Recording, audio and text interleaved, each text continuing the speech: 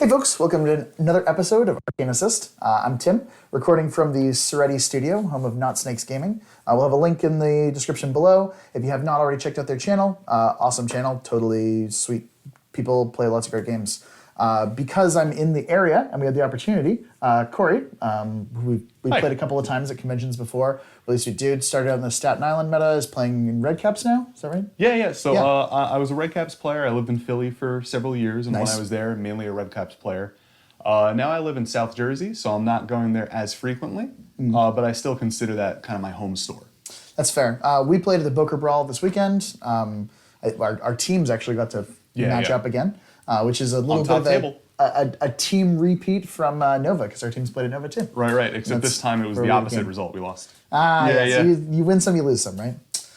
Anyway, we're getting to play a game. Corey's quite a GRYMKIN expert, so he's bringing Dreamer to the table. Do you want to talk through your list quickly? Yeah, so I'm playing the Dreamer. I'm playing the list popularized by Pat Dunford. So it's got 3 Gorehounds, 3 Cage Ragers, and 2 Skinnamones, as well as 2 free Kravits, 4 free Gremlin Swarms, and the Death Knell. 3 for Gremlin Swarms, 1 you pay for probably. But yeah, math checks out. Great list, awesome stuff. Obviously, Dark Menagerie, theme benefits, you got corpses to start out, all those sort of things. For me, I'm playing Masters of War.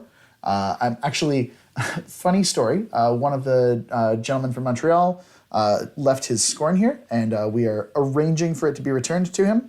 But he had an awesome number of swordsmen, and combined with the models of SKORNE that Pete and Trish had, I was able to play more swordsmen than most people own. There were a lot of swordsmen. There's a lot of swordsmen. So this is Makeda2 in Masters of War. I've got 2 free Tyrant commanders, and then one of the UAs on the swordsman is free. I've got 4 max units of swordsmen. That's the math. 4 max units of swordsmen, the 2 Tyrant commanders that I mentioned, Battlegroup's Molik, Karn, and an Archidon. I fit in a couple of solos. I've got a Feralgeist, an Extoller, and a Willbreaker. There's a couple of different versions of this list. You can play a Brute like Corey Burns did. He also plays like a Vorkesh with a Unitas Trotty as like a little bubble wrapping tool for Makeda. I'm pretty happy with this version of the list. It just focuses on really flooding the board with dudes. There were a lot of dudes. Yeah, and Stay Death is a really powerful effect. So without further ado, we'll jump right into the match. Cool. So we rolled off. I won the die roll and elected to go first, trying to pressure as much table with the giant swarm of swordsmen I've got as possible. Yeah, and I picked my side because cover was largely irrelevant because he only has 1 gun and it ignores cover. So I elected to take the side with the nice little clouds to hide behind. Yeah, and the fire's not a huge deal to you because a lot of the things you might put through it are arm 21 anyway, and you can kind of alpha with them at the right time. Yes. Especially because I think you want to play sort of a come-to-me game where you use Gremlin Swarms to stay relevant in scenario and really punch back hard. Those clouds, while they look really deep on the board, are actually pretty ideally positioned for you. Yeah, like if I was going first, those wouldn't be great clouds for me to hide behind because I couldn't project threat at all. But, I mean, you were going to charge me, I was going to face tank it, and then attack back. Yep. That was my plan. So I've got 4 units of swordsmen and 2 Tycoms, so I can only march 2 units. So I'm kind of deliberately deploying a unit opposite the water and a unit opposite the rubble that you actually can't see because it's currently underneath this tray I'm unpacking with. I've got Molik, Karn, and the Archidon both pretty centrally deployed. There's a weird kind of balancing act with Fury in this list, where sometimes you just go hot with your beasts because you're expecting to stay death a certain amount, and other times you just like go down to low camp and Makeda has to cut to get back to full. So making interesting choices with those things is important. I kind of want Molik, Karn, and the Archidon to both be in a position to frenzy onto, say, like the objective, so I can control their placement and stay really conservative with them. Molik, Karn is a pretty good beast to leave Fury on, although if he does break that threshold 10, you lose the activation of Molik, Karn. That's a bit of a bummer. So those are the balancing decisions I'm making in kind of unpacking this list. The solos are all centrally deployed. Makeda is pretty centrally deployed. I've seen folks run her turn 1, which is pretty good, but I usually like to cast Dash. If you don't have a ton of guns, it usually means that I don't need to stay death a whole bunch on the first turn. And with Dash plus a charge, she can get 10 inches up the board, which is probably enough. So that's basically what my deployment's like. And it's taking a couple of extra seconds to deploy this list because, as you might imagine, that's a lot of swordsfolk. Right. We've got Tycom on the far end there. You know, another Tycom down there. The Tyrant commanders are really cool in scenarios like this one because they're a 2-person unit. So they can actually score those wide circles, which leaves me free to use the Swordsman to flexibly threaten more areas or range out of the zone and not worry too much. I just want to point out that I set up my deployment line in 4 seconds because GRYMKIN privileges. Yep. 12 models in my army or something like that. Cool. So there I am placing the death knell. So I think my idea going in was that I was going to put a Skin and Bones behind that forest and then attempt to... Or do you mean actually the central forest? Okay, yeah. So I was going to eventually put one behind the forest and try to mirage into it on my turn. Okay. That cute little line of sight trick, you can't see me, next turn I see you, tends to put a lot of pressure on the opponent. So that's why I deployed my Skin and Bones very centrally. Yeah, that makes a lot of sense. Right. And I deployed my Cage Ragers out, 2 of them are out near the flanks, because I want them to be really hard models to contest those central zones with. Right. Tough to remove on the edges. Cool. Yeah, and they're the pieces you'd most like to take an Alpha Strike on because they're not only hard to remove, but they're not fragile Skin and Bones who represent most of your damage output. Just die in a minute, right. And also, Arcane Vortex isn't super relevant, so I didn't mind losing that. And same with Wraithbane. Yeah, you know, you're not Makeda has Prostration. I think I've cast it literally never. Right. So, step 1, dash, charge. She charges the Death Knell because she can draw line of sight to it through the forest, and she's just camping 4 with dash up. I don't get everything with dash, but I get most of the things, and I feel like that's enough stuff. The Tyrant Commander, who activated and ran, they threw out the Battle Plan of March to this unit. A bunch of these folks are just running 14 inches. Some of them are running less than that. As you can see, I kind of draw 2 lines, one at 12, one at 14, and then a bunch of folks end up in cover. So first unit is Swordsman, trying to capitalize on this zone. For future reference, we'll call this the blue unit. Over here, Tycom hits the gray unit with that March rule. I think I've got 3 or 4 in dash range, and the rest of them are out, so they're going to run up into the trench. Not a lot to defend against in terms of guns on your side of the board. I respect Dreamer's gun, and that's basically it. Yeah, just Dreamer's gun. Does no damage. But they're there in the trench, hanging out. I guess if you want to try to take one with an Abyssal Gate, I'll make it hard. Yeah. It's POW 13. It's probably too aggressive. Yeah, definitely. Yeah. The Dreamer's 8 inches away from these guys that threat 11. I mean, it could Good be idea. a Cage Rager, but I think the Cage Rager can't quite get there. Yeah. Yeah, so we're going to go with this unit is another color, purple, basically. It's a little bit difficult to see from the camera perspective, but if you get closer to them, they're purple. The purple unit. Yeah. Most of them got access to dash, and they're not running the full distance. I got almost all of them in that range. We're deciding what we're going to do with Molik Karn and the Archidon. We put Molik Karn up base to base with the objective. He's on 1 for running. The second to last unit here, this is the, silver unit, basically. Yeah, they were gray. Yeah. Gray and silver. Yeah, basically a gray unit, and then the very, very bottom unit's got sort of grays and browns. These ones are kind of grays and silvers, so... It looks cool. I ended up sort of interspacing them with the most distinctive color choices, so that was my strategy for making it obvious what they were doing. Willbreaker walks up, gives tough to one of the central units. The Extoller runs up. Collecting souls with him is pretty useful because he's got a late game gun, and he gives the list access to some magic weapons. Cool. So that gives me on out for Gremlin Swarms. Then you tap it over to me. Yeah, the Archidon runs up to the middle of the board and so I ask you to point at your magic weapons. The first thing I do. Yeah. Point to your magic weapons. That guy? Okay. So I think you explained to me where your magic weapons are. Yeah, and I say this dude can hand out magic weapons. Right. He's basically a bog dragma speaker. Yeah. So the first thing I do, I measure to see if one of your units is in range to enfeeble, really early. You don't have any enemy upkeep removal, so if I can get that enfeeble off early, that's a charge that I'm going to take later that just ain't as bad. It significantly blunts the damage output if they're enfeebled. Yeah. So especially because you only come in at POW 12 if you combo strike? Yeah, so with enfeeble it's 10. Or it's 2 7s. It's real bad. Yeah. I remember to apparition my gremlins.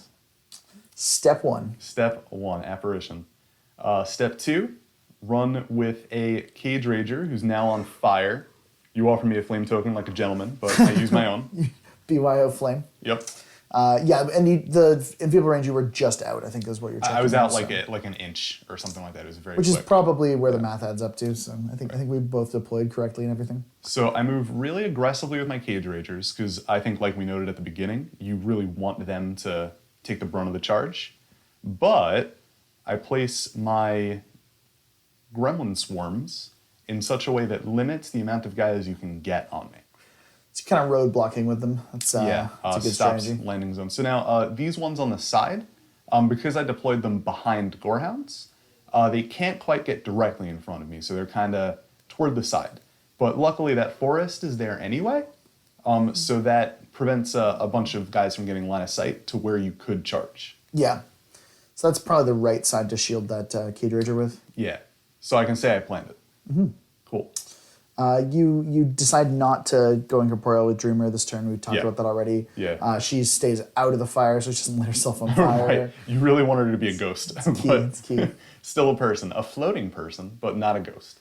Mostly dreaming, it's an ethereal sort of state.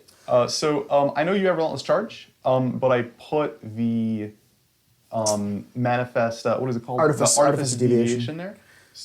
This way it stops Molik Karn from getting to me already. Yeah, that's a big deal. Right. Molik Karn doesn't have Pathfinder. He has no way to get Pathfinder in this list. The Tycom can give Pathfinder to any of the Swordsmen, but that's not an issue here. Because you picked the healing objective. Yeah, I did. I picked the healing objective.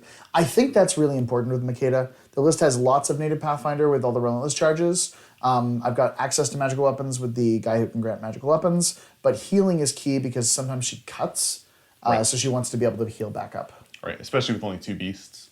Yeah. So I measure my Gorehound out of your threat range. It's also kind of behind the smoke. Yeah, and staying like blocking some line of sight for it is probably the move. Here's where my plan kind of changes. I decide I'm not going to go for the forest with the skin and moans. I'm going to play way more conservatively because I see how far you are up the table. And I'm like, oh boy. I think maybe that initial plan didn't anticipate how far the swordsmen move. They are fast with dash, man. Yeah. They move. And there's like goofy stuff you can do, like even the ones that might have to walk, like I can give them +2 speed when making an advance, so they can walk 8 and then sidestep into stupid spots. So. Yeah. So this Skin and Bones hangs out behind the fire smoke. Just kind of hanging out in the little pocket there. You can see him, but you can't get to him. So now I'm gonna probably go with my Krabbits. I know you have 1 magic gun, so I advance my Krabbits to be within 3 inches of all my Gremlin Swarms. Mm-hmm. This way the Krabbit can take that shot. And then, last but not least, I think I place this one. He has to jump. Cool. So now all my Gremlin Swarms are protected from that gun. Yep. Which I think I was out of range of anyway, but you can never be too safe. Yeah, that's true. I'm also kind of body blocking with them. Yeah, they're not in a terrible spot, and they can kind of do some later game work. Yeah. I think you're relying on the Gorehounds to sort of do the flanking job right now and keeping the Gremlin Swarms pretty far back. Yeah. Well, the Gorehounds are also supposed to clear stuff. Yeah. Charge the big guys. Cool. And now it's over to you. I think this is turn 2. Yeah, top 2. So you held your death knell back. That's smart. Right. If I get a lane or a bead or any kind of way to do damage to it or to hopefully kill it, I'm going to take it. But you haven't made that available to me, so I don't do it. The Tyrant Commander advances up, and 1 member of the essentially deployed gray unit was sort of still in command, but way out on that flank. They give that guy March at the range of 5.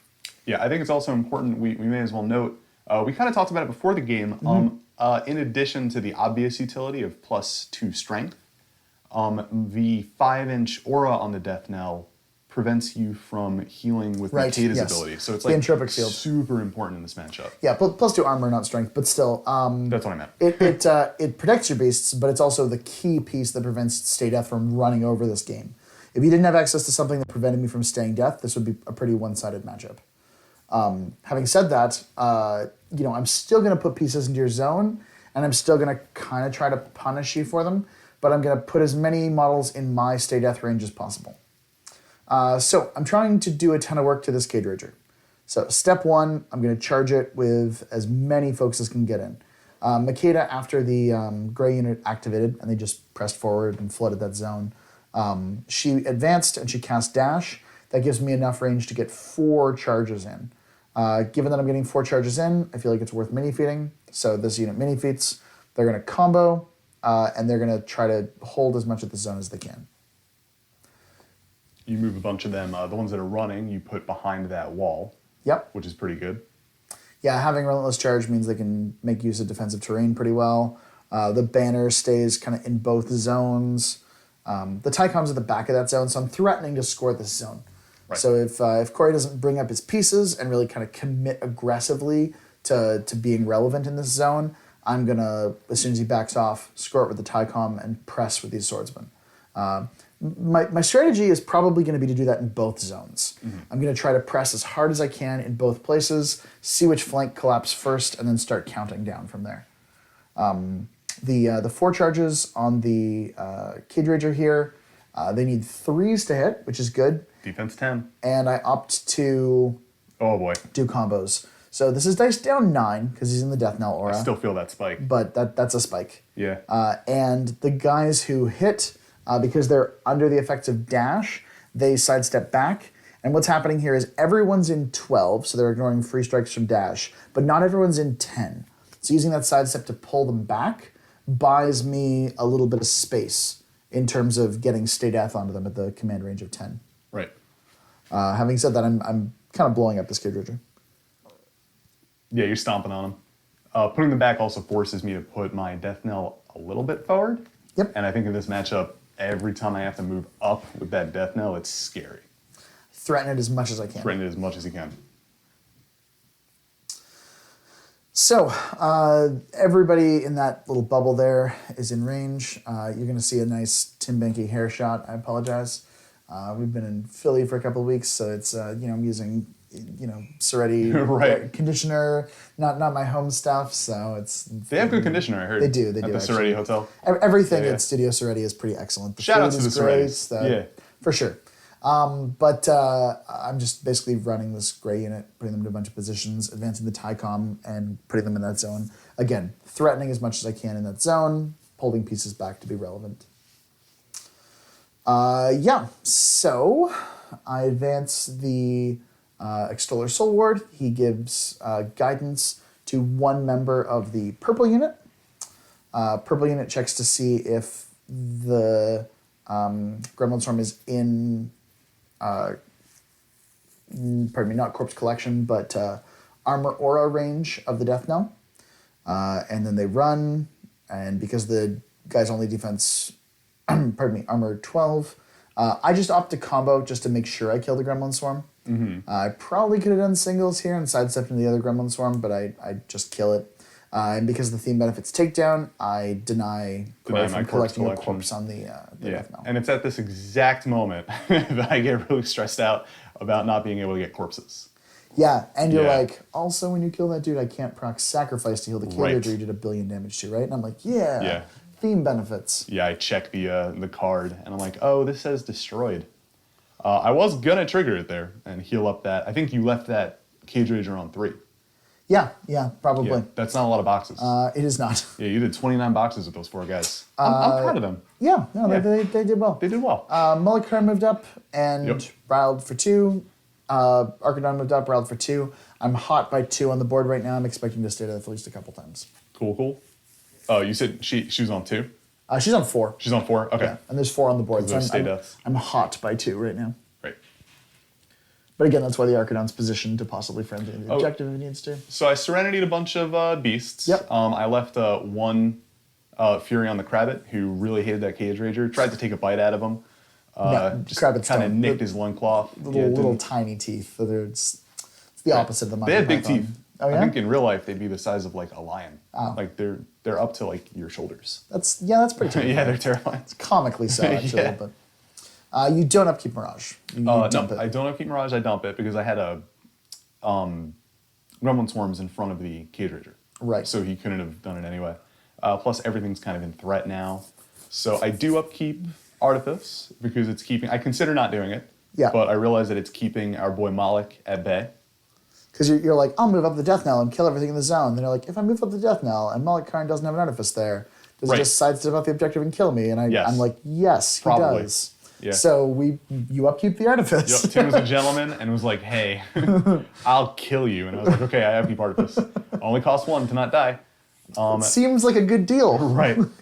So I think I activate the Dreamer. I'm not Wraithwalker this turn. I'm still a Corporeal Dreamer. Happy to be so. Yep.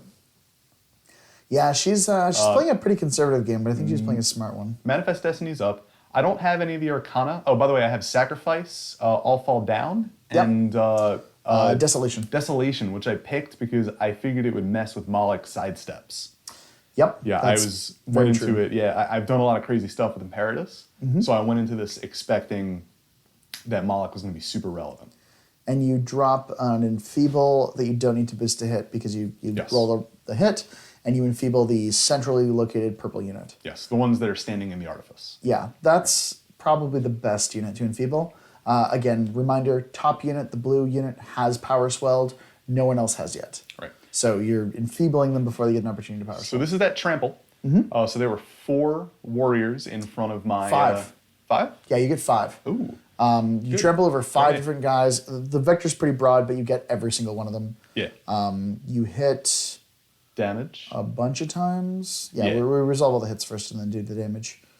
One of them you miss. Yeah. Yep, and I think it was one of the guys in the zone. Yeah, it was the backmost guy in the zone. Relevant miss. You kill all 4 of the guys that you directly hit. Yes. And because the death knell's not up yet, I think about it for a second, and I have to stay death the other guy who's in the zone. So now there's 2 dudes who got trampled that are just chilling in the zone.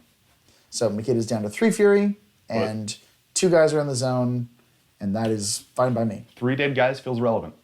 It does. Vengeance on that unit, because she has Elite Cadre of Vengeance. And fortunately, it's the unit that power swelled. Yep. And I expect to kill 2 more of them. That's what I'm planning right now. So I'm laying down the proxy for my Gorehound. If I go over the...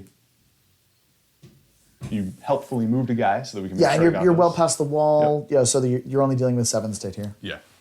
Which is way better than 9s. Even with Manifest. 13 swordsmen are like relevant all the time. It's a really neat stat value because armor 14 matters sometimes. Defense 13 matters all the time. You miss 7s half the time. Yeah. Except with Manifest. Yeah, with Manifest you miss them less than half. So I think I go in. I miss 1 attack. 20% of them? Yeah. Buy another. 20%.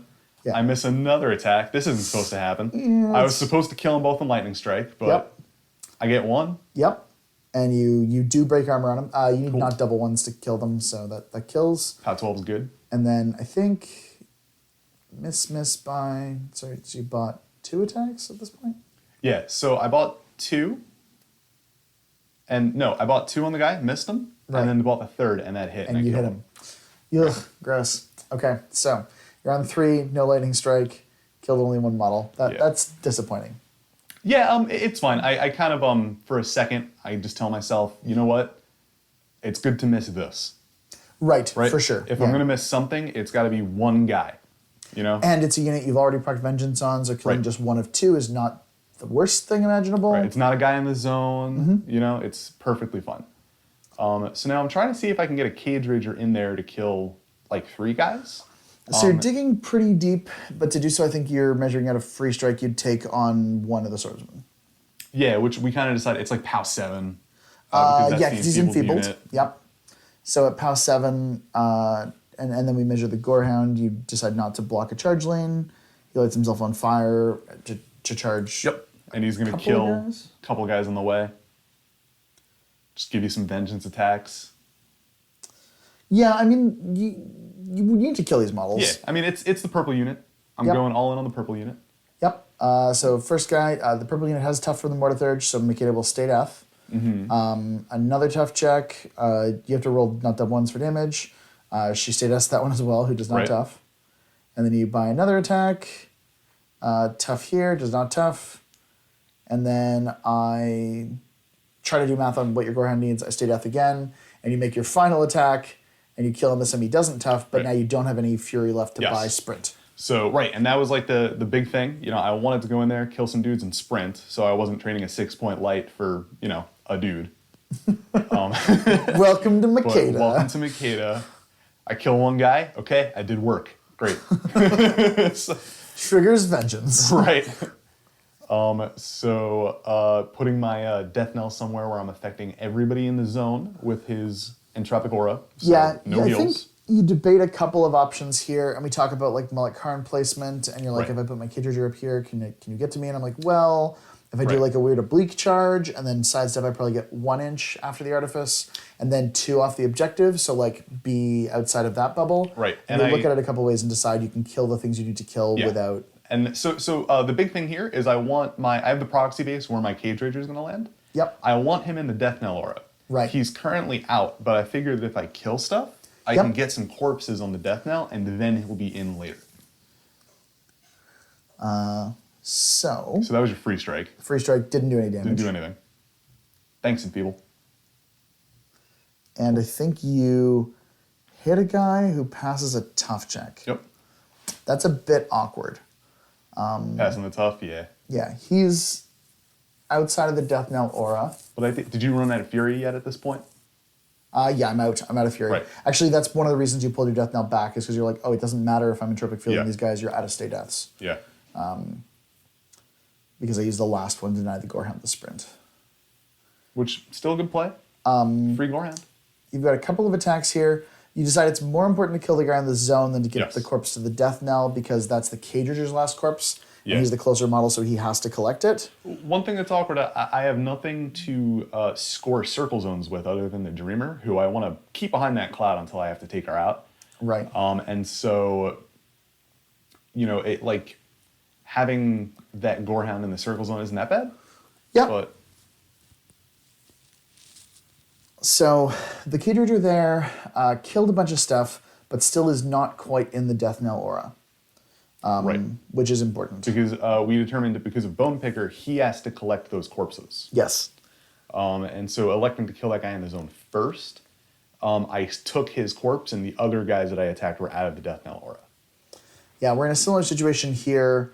The couple of models in the gray unit that I put up, they die, but you collect the corpses and that Cage Rager goes to full as well. Right, and then none on the Death Knell. Trying to figure out who I'm activating now. The Gorehound. I think that's the Gorehound moved up. There's Kravitz who come up here too, I think. Yep. These are the Gremlin Swarms. Yeah. So those Gremlin Swarms are protecting that Cage Rager. Yep. So that this way your Vengeance placements get kind of awkward. Sure do. So here I am moving the Kravitz. So same thought process as before. I don't want you to be able to remove them for free. With your one magic gum.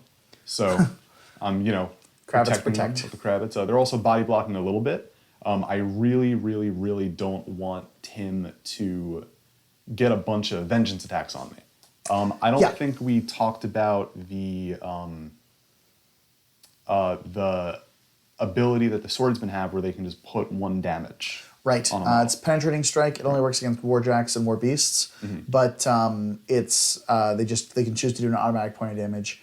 Not if they fail to break armor, but they just choose it when they're after they attack. It's a good rule on the enfeebled unit right now. Right, but so all of a sudden those pound 9s, which I normally wouldn't worry about, that's still potentially 3 or 4 damage on my Cage Rager. Right. With vengeance attacks. And hey, the other Cage Rager survived by 3 damage. So that's pretty relevant, I think. Cool. Yep. So I think a long time about where to put that Skin of Motes. I want to keep him somewhere safe, but also relevant. We decide, we kind of talk about it. I decide to put him on that side of the smoke trail so that he can still contest that zone. And I think only 3 or 4 swordsmen of your swordsmen can get in. And so he's still okay. 3 or 4 swordsmen who get in who've already power swelled. Right. So you're probably in the safest spot in the board while still being relevant. Because again, POW 12s. Yeah. Yeah. And then I clap it over to you. So I've got some options and some problems. One of my options is I can probably score the bottom zone.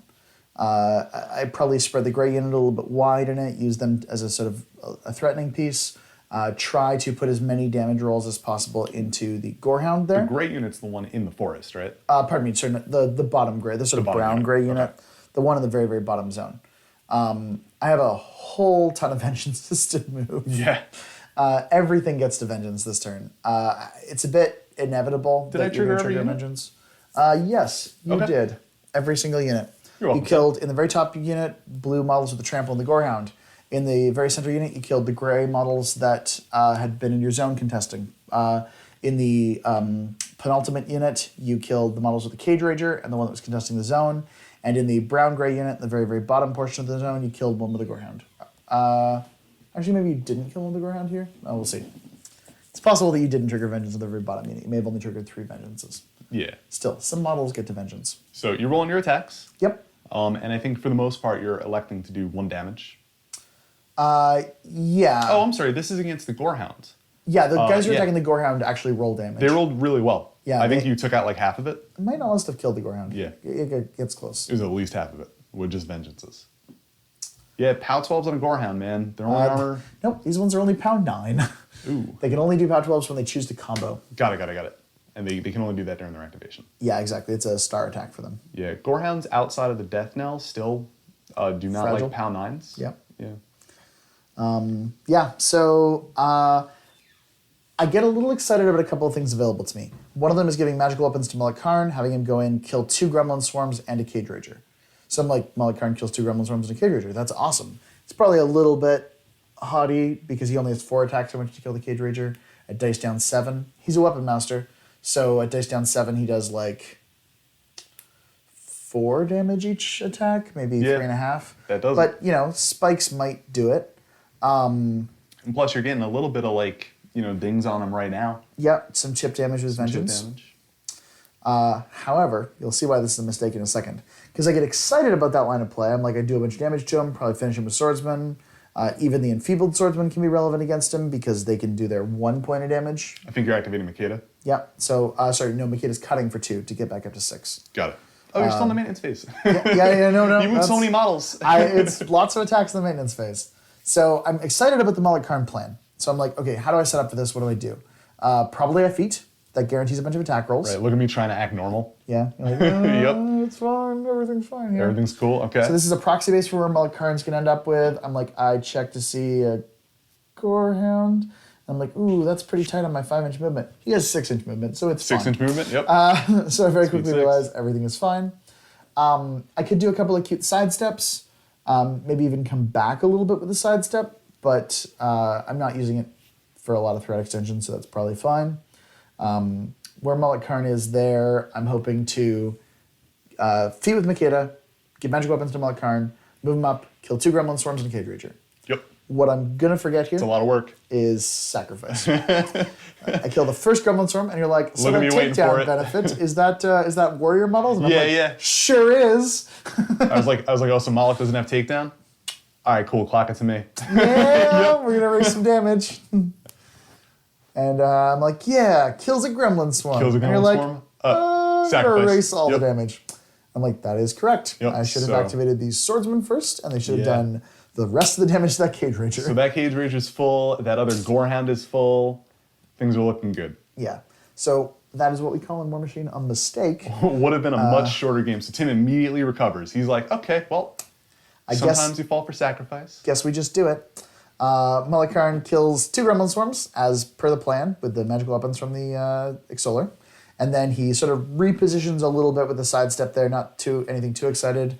Buys an attack, dice down 7, because he is in range of the Death Knell, ironically thanks to me killing the Gremlin Swarms. Yep. So again, really should not have killed that Gremlin Swarm right away. Fortunately, he rolls like a truck and does Molik things. No sidesteps. Well, sidesteps off the initials only. Yeah. So I got like 1 cute little sidestep and that was it. My sidesteps are pretty muted because the Artifice is there, so they're only 1 inch Clutch moves. Artifice. Yep. Yeah. So Molik's kind of up the middle of the board doing things. What you're going to see in a second is this gray-brown unit at the bottom of the board, making a whole bunch of charges. In the meantime, you just have the intermission experience that is Tim Banky's back of head. Yeah, look at that hair, guys. It's a lot of hair. This man takes care. Yeah, well, I just let it grow, man. It's nothing. Yo, people ask me about my mustache. They're like, how'd you do that? I'm like, you just kind of plant it and leave it. Yeah, you just let that garden bloom. It just happens, yep. So, it's it's a whole bunch of members of the gray unit just putting charges into the Gorehound.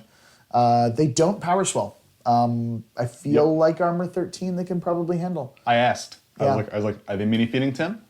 He was like, why? So one guy gets a back arc on the Gorehound. You're on 13. He hits with a 6 in the back arc.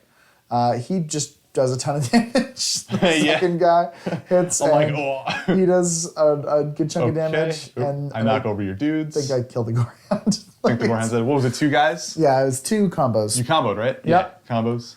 Yeah, 2 dice minus 1s.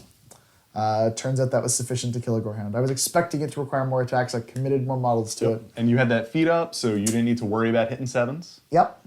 The additional die to hit is pretty good. Plus, they're immune to knockdown right now. Oh, I scored my own zone last turn. Yeah, that's where the we didn't points say from. that. We didn't say that. The point nicely marked on the big score tracker there, keeping things pretty even. I'm a little bit down on clock right now. Not a ton, but a little bit down on clock. A little bit down. Basically, like I've taken one more turn down on clock. This is your feat turn, you know. It is. So It's it the takes turn a to little take bit a of little time. bit of time. And you had like 400 vengeance attacks.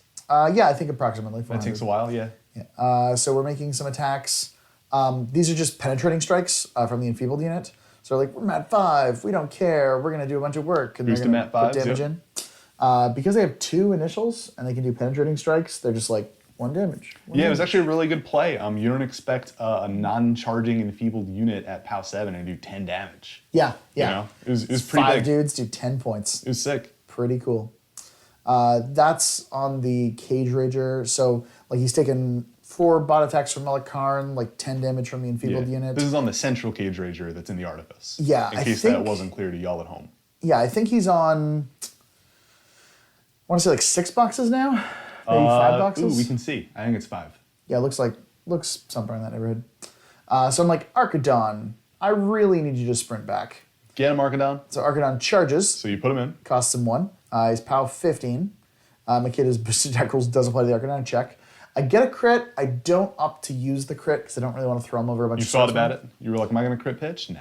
No. So I kill him. So he's on 1 from charging. Then he pays 1 for lightning strike, and he sprints back. And I get that corpse from my Cage Rager. Thank Yeah, you. you sure do. Again, Archidons don't have takedown. They cannot take down. So that's it. Archidon killed him, sprinted back, and is again adjacent to that objective in case I'm dealing with a frenzying type situation. So. And I think these guys are doing charges on the newly healed Cage Rager. Yeah. It's all the way over there in that zone. After putting all that work into him with the power swelling guys, I just healed him. Yeah. Oops. You get 1 charge on that Gorehound and the guy in my zone. And then I get a couple of barely charged attack and a non-charged attack on the other Gorehound. The other Gorehound, yep. Who took Also a ton of newly damage fresh. from Vengeance, Yep. but is now fully healed. Would have died. The Gorehound in the zone who got charged doesn't take much. I think I'm dice down 3 on him. Dice down 3? Yeah. Do a couple of points. Guys who charge the Cage Rager next. Dice down 4, right? Did you elect to combo? Yeah, I comboed. Okay. Yeah, Dice down 1. No, he's in the death now. Oh, cool. Off 3. Oh, right. Yeah, the far Gorehound is not, and him I think I do not combo. We were talking about different Gorehounds. Yeah. And I do some good work to him. I get a sidestep just to sort of not give a back arc to the skin amounts, basically. And then I don't do a lot of damage on his subsequent attacks. And the last guy here sidesteps but stays in the Gorehound's melee. Cool. And I think this unit on the far one, like closest to the top of the screen, that unit's the one that's most depleted. I think I killed like Yeah. 5 of them? Well, you killed 6 of them? 4 with the trample and 1 with the Gorehound, so Gorehound. yeah, 5 are down right now. You might have killed another one in the zone. Like there's not a ton of them left. The Tyrant Commander gets a press forward order. The Standard just kind of moves back. The Tycom himself charges the Cage Rager. Again, he's pretty messed up, but Tycoms are POW 12 Weapon Masters, so the Tyrant puts a bunch of damage into him. I think I've almost got him back to the point he started the turn at. And I want to say at this point, so my plan was to start moving the Dreamer over to that zone where you don't have a lot left. Right. So the top one. But the placement of the Tycon makes it really hard for me to score it. I'm sorry, the Tycon Standard Bearer. Yeah. Because I know that you're going to keep him all the way at the edge of the zone. Yeah, and he's an absurdly high command value. I think he's command 8 or something. Right. And that kind of forces me to commit the Gorehound to him, which I don't want to do. I need the Gorehound to kill dudes near him. Yeah. So. Tyrant Commanders are, I'm sorry, command 10. So that banner could be anywhere I want. And they're a separate unit, yes? Yeah, they're a unit of their own, which is great because that guys. banner theoretically scores the zone. Yep. Yeah. 2-man scoring unit. Yep. Really cool. And free in the theme, which is pretty Really? cool. Yeah, How it's a many points are they 6-point otherwise? unit. Oh. Yeah, so you get 2 free 6-point units. And in this list, I've taken a free 4-point UA, but I could take a free 6-point for cash on a Strata unit, which is another version of the list. So it's got 18 free points available to it if you want it. So we've got a couple of charges from the centrally placed gray unit. They get sidesteps to dig a little deeper into the zone. They power swell this turn. Now you see us kind of like trying to finagle them around a there's cage. there's cage problems here, so I just like move this guy over. I'm like, you're just we'll like, deal we'll with him figure in a that out second. later. Yep. Yeah, and then the other guy charged the Crabbit, and I think chooses You to do- one-shotted that Crabbit. Yeah, he sidesteps into the zone. That Crabbit got 8. The other guy stays in the Cage Rager's melee and stays in, avoiding the spot where the Crabbit would have been. And the last guy here puts a bucket load of damage into the Cage Rager, and he sidesteps to be just in the zone. They got marched by the Tycom before he charged because it's a battle plan, and that one member of the gray unit is still like way off in that zone. Ironically, still in formation. Banners are amazing, and score and command values are huge. What is their command? They're command 8, but with a banner they go to 10. That's good. Yeah. Yeah. It's no Tycom at Spread out. 12, but it's pretty decent. Yeah, Tycom at 12. Yeah. So the Feralgeist comes up, plays the Now middle it's my of the board. turn. You score way more than I like. Yeah, it's 2 points because I get the bottom zone and my own rectangle. Yes. Cool. So now it's over to me. Scenario pressure's on. I don't want Tim to take this away. I'm encouraged by my still living Cage Rager. And now this is where I realize that my Skin and Moans is within 10 of Molik Karn. Killing Molik Karn's sweet. It lets me play a lot more aggressive, especially if Molik Karn is off the board as Tim uses up his mini feats. Skin and Moans at armor 21 might live well into the late game. Yeah, my armor cracking potential disappears pretty rapidly. Yeah. I switched to just doing chip damage, and Bone Picker resolves that pretty effectively. Right. We, kind of experienced the hell of taking a Artifice of Deviation off the table that had models on it. I think we did a really efficient job. Yeah, they're more or less in the right place. So this is a pretty big mistake, right? So watch where I move my Death Knell. I guess I don't do that yet. So the idea is to have that Gorehound that's near the cloud toward the top. I want to move that Gorehound. I'm measuring to see if this Death Knell kills the Swordman in the way, but I can't do that without blocking my Skin and Bones' charge. So I go, that's cool. I'll kill that guy in the way. It's the guy closest to my objective. I go, the Gorehound will kill him. And I think the important part, unlike the previous Gorehound's experience, is that this guy is currently in the entropic field. Yes, so it's very, very easy for me to just remove that guy and then get that charge with my Skin and Bones. And I'm pretty confident that my Skin and Bones kills Molik Karn. So that's where my head is. And now I'm thinking how I'm going to do that. Cool. We remember what turn it is. I think we're on turn bottom of 3, right? Yeah, bottom of 3. Bottom of 3, so it's my second scoring turn. So I really, really need to score my bottom rectangle.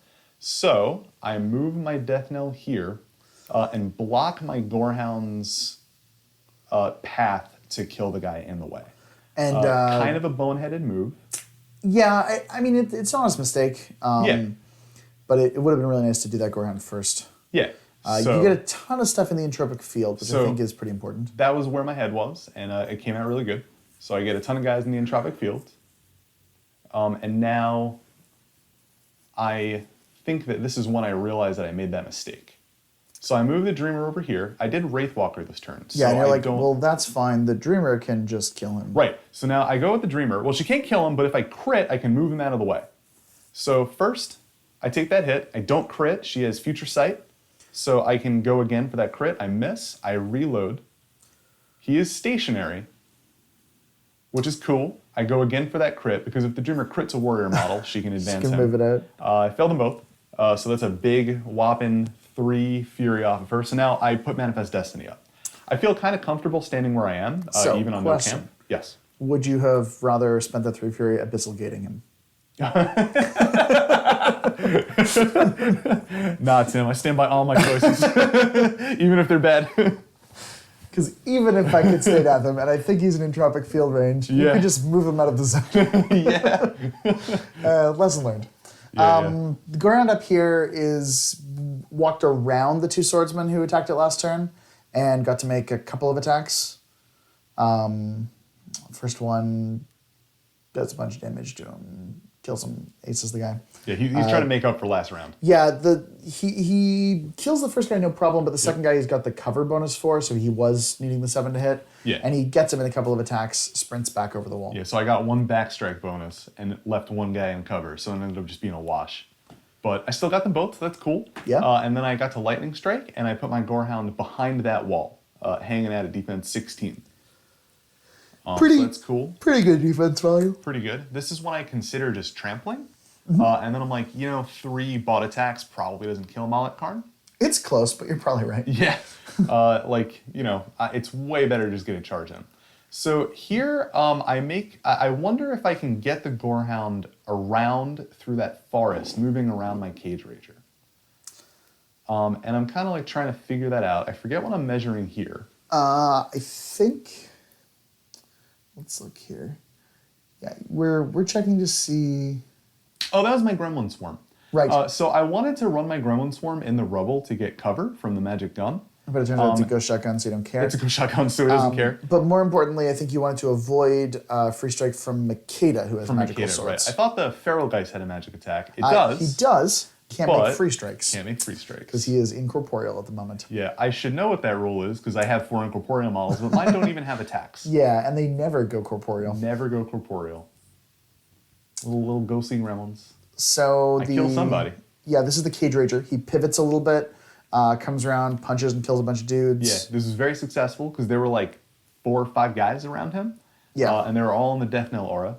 And Cage Rager did that work. And then you're like, this last guy, is he an entropic field? And we check that. And you're like, nope, looks like he's out of entropic field. So I'm like, all right, ready to see that. All right, and you're just like, no, I'm good. Don't need to attack him anymore. Which was really disappointing for me. Because I was really hoping that I could just stay death 6 times. Yeah, not like, when your opponent's sitting there on 6 stay deaths, you're like, okay, I just don't kill this guy. When you're playing this many beasts, you have to be really careful not to take more threshold checks than you want to. Mm-hmm. So I was like, all right, pause. So, and most of the guys that I want to attack in the zone are in Entropic Force, so that's cool. So we start attacking. We check it again. my little ret template there. So the Central Cage Rager starts putting in that work. Mm-hmm. I think I buy a bunch of attacks. So at this point, I'm trying to clear the path for my Gorehound to get in and kill the stationary guy. Yep. Because again, you need to clear the path for the Skinnamones to kill Molik Karn. This is sort of a I don't know why I swallowed the fly type of situation. I was like, cool, I made a mistake, right? There's I think I when I watched Arcane Assist, right? Tim and Evan, really good players, and they keep making mistakes on Arcane Assist, admitting to it, and then just going like, okay, I messed that up, and then they own it and recover from it. Right. And that was like a big learning thing for me because I was like, wow, top players don't not make mistakes. They just get good at making mistakes. And you adjust. Yeah. You have a flexible ongoing plan, and you try not to let it affect your emotional state. Right, yeah. You just go, okay, cool, that didn't work. Switch gears. So here we're measuring that path. Yeah. It's a pretty, this is important, right? Yeah, there's some weird stuff. The angles he has to go on, he has to get around the Cage Rager. So we pin him, we check the first 3, I throw down another 2. I think I actually paused the clock for this. We paused the clock for it. I sure don't. Sorry. I think that there's another measurement later. There was a lot of this going on. Some of these things have been pretty exacting. And the last one is, do you get within 4? I check the proxy base and you're good. You've got it. The whole thing takes like about a minute. So my Gorehound is the proxy base. Mm-hmm. And we're not doing that yet. We're going with Mr. Skin and Moans. He has to clear that last guy that's blocking the Gorehound's path. There's a lot to kill Molik Karn. But a dead Molik Karn is just very important. Probably worth it. Probably worth it. So Gorehound goes into position. We're not going to put him there because there's so many cages and stuff. He kills the stationary guy with a back arc bonus. And then I'm like, where do you want to sprint? And you're like, I didn't say I was going to sprint. I have the backstrike bonus. You're like, I'm stationary. good job, you hit. And then this is the officer model on the blue unit, so I'm just checking, or pardon me, the purple unit. So you kill him. So I kill him too. I opt not to stay death this model because you're already in a position to proc sprint. Right. And I then, think he was so I proc maybe sprint. just in the entropic field. Yeah. So I proc sprint, I put him here, and And then I I'm go, like, oh, wait a minute. Nope, not that plan. Abort. Anything but that plan. I don't want to block my own charge lane twice, right? Yeah. So dumb. We're gonna go there instead. Skinnamones goes here. Charges Molik. Charges Molik. Lots of room to do so. Yep. He's on 1 for charging. So like 6 is to hit, right? That's Yep. very likely, but still kind of dicey. Manifest Destiny makes it happen. I don't think I miss a single. I definitely don't expect to miss a single hit. Hits the charge. Your dice +1. I roll bonkers. Yeah, it's truckloads of damage. It's a good start. Second initial Hits. also hits. And again, that's a nice solid 12 to the 4 right there. Leaving him on 2. Yeah, Molik alive. You buy an attack, which misses. Buy another attack and kill him. Molik dead. I think you were full on corpses, Yep. so we collect a corpse to the death knell, probably. So now I look at the table and I go, sweet, Molik dead. I'm going to lose on scenario. Right? Very bad. And I'm like, how do I contest this zone? It's worth pointing out that my Extoller has collected souls from the models that were destroyed but not RFP'd in his bubble, basically. Here comes the mouse. So you create a mouse guard. We place a proxy where Molik was so that we can know what mouse. window in which you can put that mouse guard. So now I'm trying to figure out how to get into the circle zone with him. Yeah. So that Tim can't just run away with this. So you could take a free strike from Archidon, not ideal. Yep. Or you could take a free strike from a swordsman, and more to the point, an enfeebled swordsman. Enfeebled swordsman. The Willbreaker doesn't have a melee attack. Yep. But the feat lasts a round. Yep. So I do get 3 dice to hit this. We flip it to my clock. So I'm a defense 14 with annoyance. Yep. I get real lucky. Matt goes up to 7. I miss rolling a 7. That's a total of 14 because of annoyance. Yeah, and the little mouse hangs out in the zone, just chilling. Yeah, that was super solid. Being a mouse. Little bit of a low odds, like this is all I got play, Right, but still, it works, yeah. You know, you try everything You gotta that try it. could work, right? And eventually something sticks. And, yeah. I've got some vengeance attacks to make. Oh, it's over to you. But while you're making your vengeance attacks, that's kind of if your opponent doesn't have magic weapons, it can be really fun and allow you to play really aggressively if you body block with gremlin swarms. Yeah. But then you find, come turn 4, even if they only have 1 or 2 magic weapons, they're going to kill most of them, and then you very quickly run out of things to contest with. Yeah. And you definitely run out of low value models to contest with. So, Dreamer, I think that's the only Phantasm I've made so far. Dreamer Phantasms are good at contesting. Yep. Because they have no value. They die, they just come right back. Mm-hmm. And so, in a matchup where you want to body block with gremlin swarms, using your Phantasms to contest is pretty cool. So a couple things that happen here. We make all the vengeance attacks. I move the Tycom up. The Tycom's mat 8. He crunches the mouse guard. Then I realize that I've missed a threshold check on the Archidon. So the Archidon makes a threshold check, which he freaks out, charges the objective, faces directly toward it, hits it, damage, does dice down 3, there's like a point or something. There's like a point, yeah. I was like, oh, sweet. The Archidon's activation is over, but I'm going to leave the Fury on it, which is an option when you Frenzy, because I need a target to generate Fury for me. So Makeda is going to advance to here. She's going to use the Sword of Baelish. She's going to kill the Gremlin Swarm, which she does at dice even. Yep. She's got 2 cracks at it, and I want to make attacks rather than combo, because I might miss it. I'm more likely to miss it than I am to not kill it. And she's a little bit anxious about her positioning here. There's a Skin and Moans that's just outside of 10 of me. There's a Cage Rager who's inside of 8 of me. Yeah, you never want to be 10 from a Skin and Moans. Yeah, so I'm safe from the Skin and Moans, and I'm hoping to kill the Cage Rager. But just in case, I switch down to 4 Fury, because I'm expecting that Death Knell to do most of the work that it did last turn and prevent me from stay-deathing really aggressively. And I cast Storm Rager on myself. Storm Rager is worth basically +2 armor for her, but it also means that if she personally has to go in and kill a Skin and Moans next turn, she can. So that's kind of... She kills the Skin and Moans? Is she a Weapon Master? She has 2 POW 12 attacks. They go to POW 14 with Storm Rager. And then she can make them pound 19 if she combos on the charge attack. Oh, cool. So she puts like a pound 19 attack in, and then she can buy like 5 more pound 14s. Okay, yeah. Yeah, so like she could if she needed to. If it puts me into a scenario winning situation. We get a couple of charges. These are charges on the Cage Rager? Question mark. I just saw you point to the one in the center. Yeah. Yeah. One of the things you spread out a lot of charges. Yeah. I think because you had to. So like one guy charges this model, one guy charges this model. I think right now we're attacking the Gorehound. Correct me if I'm wrong. With the banner in the Tycom himself gave himself march and charged over the wall to get in the back arc of the Cage Rager. And I'm like, this dude will finish him, and he leaves him alive on, I want to say, 6 boxes? Yeah, I had 6 boxes. Yeah, 6 boxes.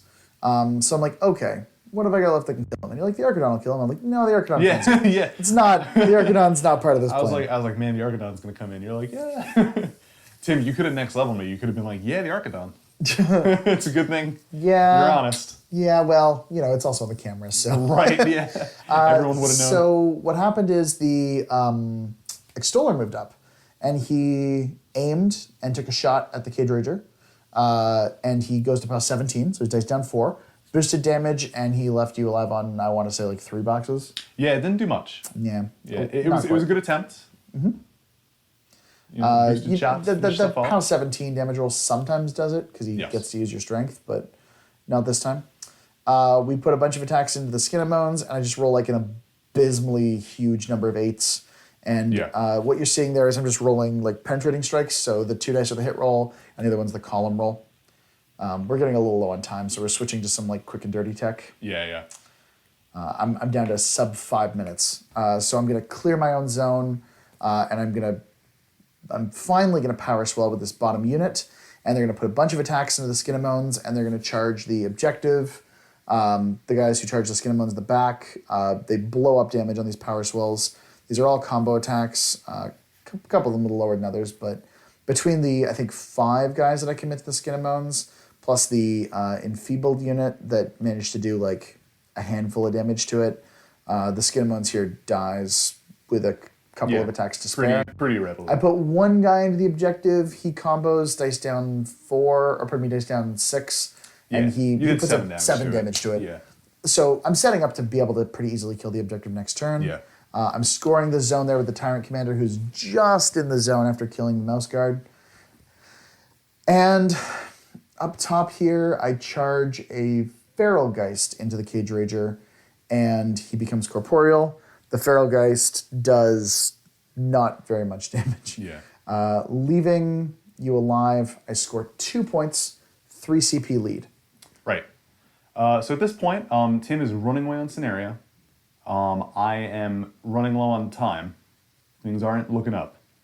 So, I read my fury, simple things like that, and I start checking threat ranges. And we determined that the Skin and Moans is out of 10. We double check that quite precisely. Yep, out of 10. And then we at first I thought he was in, and then, we put the measurement like down on the table, and parallax is a thing. It sure is. Yeah, he was out substantially. But this plan pretty quickly becomes Cage Rager gets to Makeda, kills her. Yes. I'm thinking like I'm 15-18. I should be pretty safe here. With 4 transfers. And then you're like, oh, I'll just Wraithbane. And I'm like, Yes. if Wraithbane, that math is suddenly considerably worse. Yeah.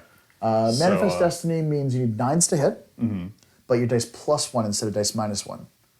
A dice +1, all of a sudden starts to matter. Yep. Now my objective did heal the 2 that I cut earlier in the game, so Makeda is at full health. And at full boxes, Makeda has 16 boxes, and she has 4 transfers, but Archidons don't have a ton of boxes. So before I go all in on this assassination, because I don't like dicey assassinations. Sure. And, you are down on clock, so I very briefly consider, can I play for scenario? No. So luckily the death knell goes in on one of these guys that's blocking the Cage Rager. Takes him out. And importantly, moves up his Entropic Aura. Yes. So now Entropic Aura is covering all the other dudes.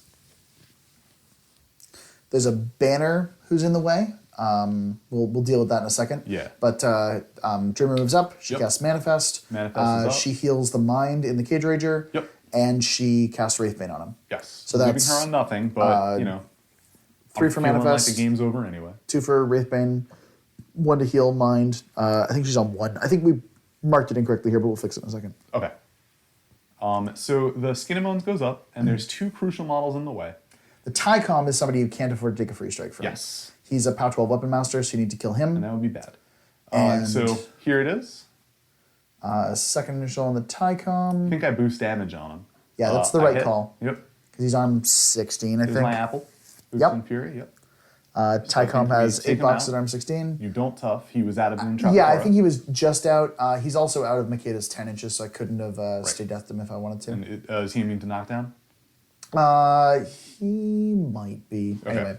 not super Crucially, important. I move my Gorehound up. You are prepared to stay deaf. Yep. I hit with the Gorehound. You've got a Feralgeist to kill and another model to kill. Ooh, sorry, that's right. This is the Feralgeist. He's in. So the guy was in Entropic Field that you needed to kill, and then the other guy is a Feralgeist who's not friendly faction, so you just kill him and he dies. I'm getting ahead of myself. Now you've So- got a standard bearer. And I'm like, well, I got 4 stay deaths, and if you trample, it's much worse. Right. So I'm willing to stay death this guy. So I the think Cage I Rager killed over that guy here with the Cage Rager. unjams a Gorehound. Here he is. And then Gorehound the Gorehound moves up goes to max melee. I'm proud of this. This is good. This is really good. Hits. Yep. Tim's And I'm like, well, I can just stay death, and right? I'm like, cool, I hit, I drag. So And- we drag my boy in. And you drag on hit, so I get to see the damage roll before deciding not to stay death. Right. Because you've unjammed the lane, which is all that the standard Right. needed to do. Right. And since he's not doing anything, Yeah. you're like, okay, I won't stay death. I'm not going to burn a transfer for it. Right. So you get into melee range. Rager's You've got a in. minute to resolve I have some a minute attacks. I'm like, you need 9s to hit. That's an 8. This It one just misses. Switches to my clock so while we do the math. And then second attack hits. Nice.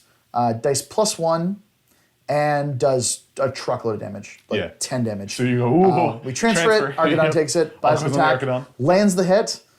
Oh, boy. +1. Oh, man. Down to 3 boxes in the Archidon. Right. You hit. So I do a truckload of damage. You transfer it. We flip it to my clock. Makeda bounces back 7 damage after the Archidon dies. Now I'm saying to myself, I got to hit this one. And you I missed. miss the bot attack. Yep. Clocking So- out almost immediately. If that attack would have hit, then that would have been it. But it was a dicey assassination, and sometimes it just don't work. It was very close, though. It was close. It's kinda It was terrifying. close. Just need to roll that 9. Yeah. Neat matchup. Entropic Field, really key. Denying the healing effect of Stay Death. Makeda's Stay Death, however, still an insanely powerful effect. Probably the best thing in her kit. The vengeances and the number of incidental chip damages, even through Enfeeble. However, Enfeeble basically need her to unit. I don't know. I thought that was a sweet matchup. There's a lot of interesting tech. I think definitely being able to auto plink damage on my guy. Yeah. That means that if you get 5 guys on the Cage Rager without rolling to damage, you do 10 damage. That's crazy. And that's a lot of damage, so that was really cool. The other thing I will say, even though I lost this because I didn't get the assassination, it's very satisfying when your list does what you built it to do. And so getting to face tank with Cage Ragers. Yep. And letting hordes of guys bounce off of my Cage Ragers after coming in on them at once. And having that incredible sacrifice play. Yes, yeah. Which is, again, it's a reminder that with GRYMKIN, you need to think really hard about your plans before you go in, which taxes your clock. It taxes your attrition tools. And this is obviously a game where clock was very relevant. We're both quite low toward the end there. Great game, Corey. Thanks very much for being on the channel. Tim, thanks for having me, buddy. Yeah, of course. It was an absolute blast. I will say, follow us if you folks can on the social media. If you enjoy the game, give a comment or a shout out to Corey if you're one of his locals. That'd be really cool. If you're watching this video on Patreon, we thank you very much for your support. If you are not, you can get videos a week early by following us on Patreon. Costs you $1 a video, which is about $4 a month. We only charge you for the weekly videos we release. If you get extra Patreon content, that's just a bonus. If you want to, it helps support our content. If you can't afford to, no hard feelings. We'll catch you next week. Cool. Thanks for having me, Tim. Yeah, of course. Thanks very much, and we'll see you all next week.